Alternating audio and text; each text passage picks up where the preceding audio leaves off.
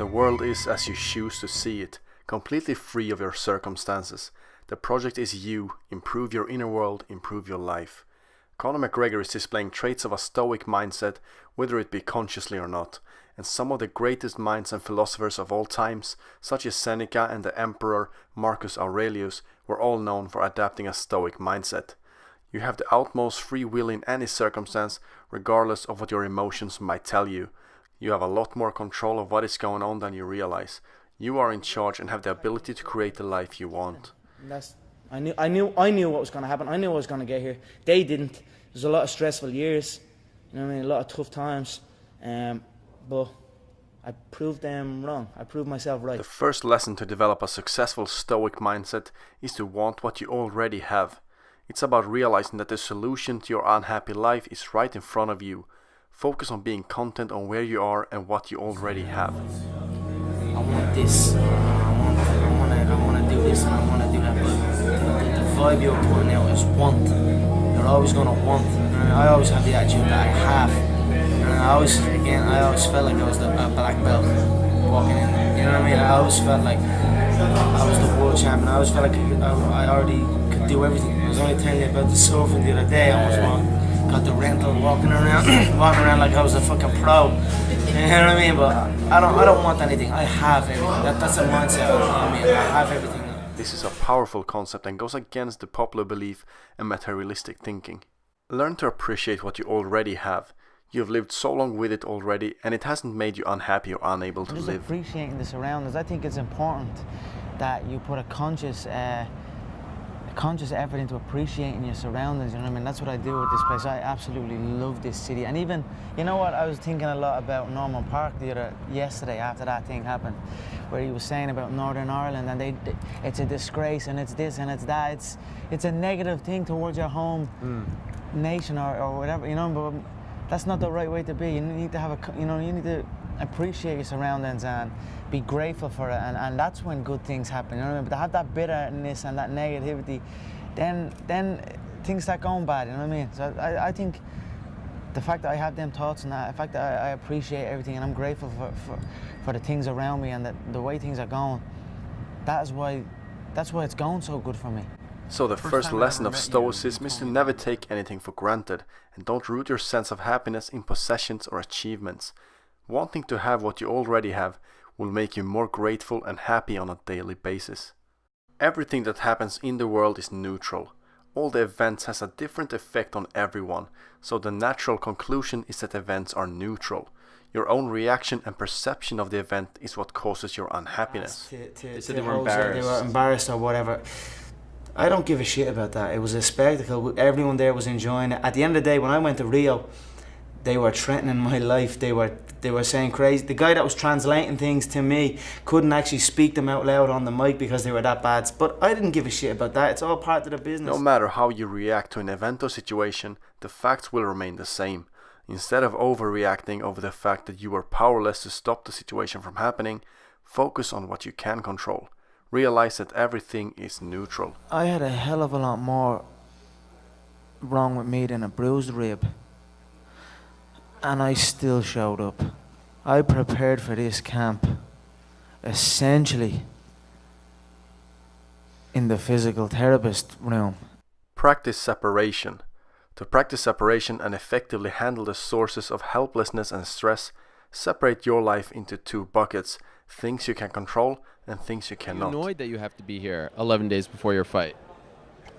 Is it my favorite thing? No, it's not, but it is what it is. I done it in Boston. I've done it.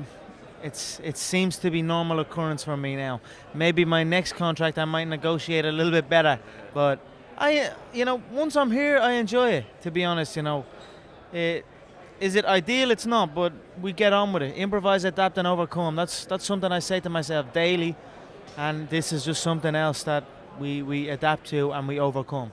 You will have a greater probability of success if you don't waste time worrying about or tweaking things you cannot control, but spend that energy on things you can control.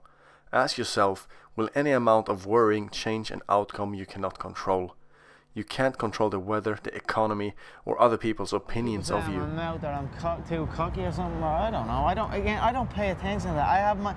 There's only a certain a certain group who I listen to, and I don't listen to no one else. I don't hear about nothing else. I don't want to hear about nothing else. If someone starts trying to tell me about something, like, don't tell them. I don't need to hear that shit. I don't want to hear that. So I don't really give a shit what people think. So Turning the obstacle upside down. Adapting a stoic mindset is particularly helpful when battling the obstacles we face in our lives.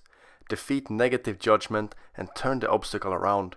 Train yourself to avoid judging events as purely good or bad. Realize you can turn any obstacle upside down to suit your purposes. It's like that, you know, it stings real bad, but this is the fight business. I've been on the end of many defeats in my life, and I've rose back, so I will not shy away from it.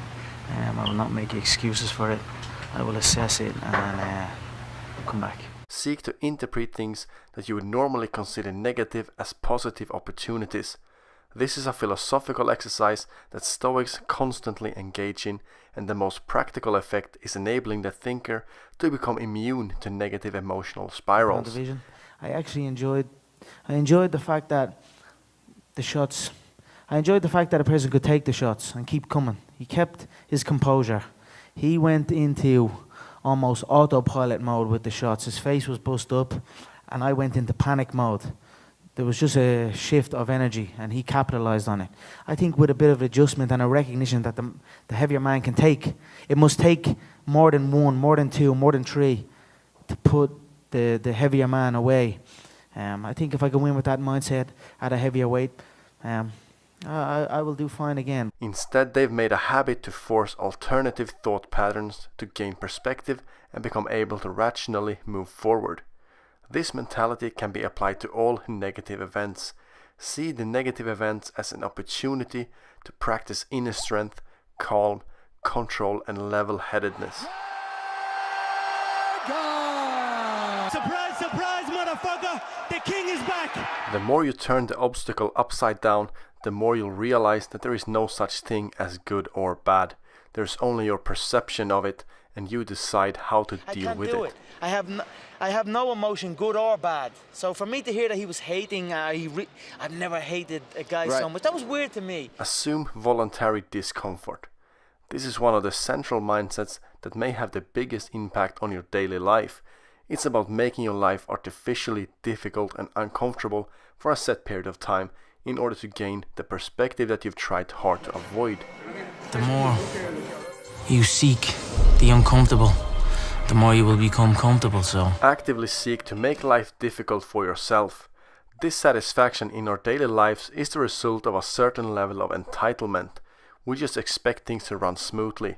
This is the type of mindset that will spiral you into being upset because your toast is a bit burnt or that your coffee is too cold. One thing that I noticed with other people, maybe when they start getting a taste of the good, the finer things, that's when comfort sets in.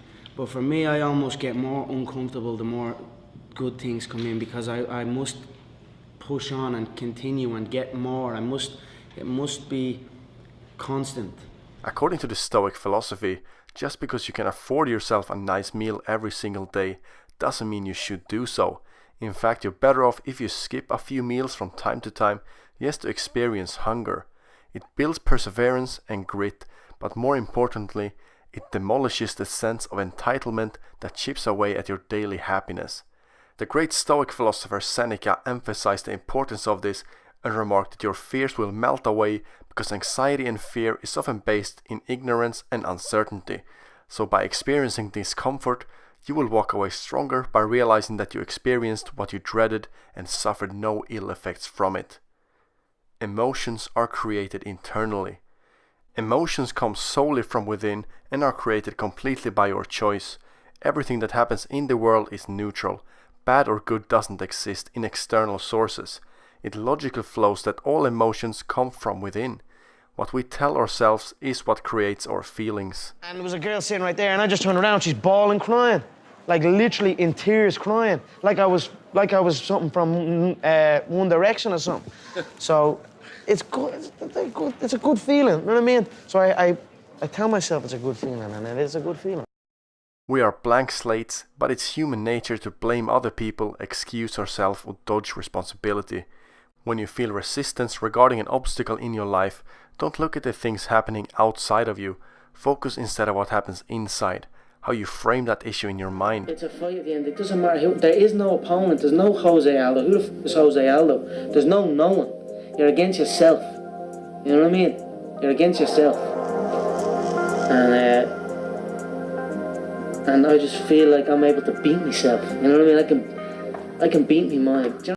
Remember that you're always in control and nobody can put beliefs in your mind. Care less. The last lesson in Stoicism is simply to care less. I don't really care, you know. The whole division can hate me. The whole roster can hate me. The whole of America can hate me. I only need one American to love me, and that's Mr. Benjamin Franklin. As long as he loves me, I am good. Don't ignore everything that's going on in your life, but stop caring about the things you cannot control. Who knows? But I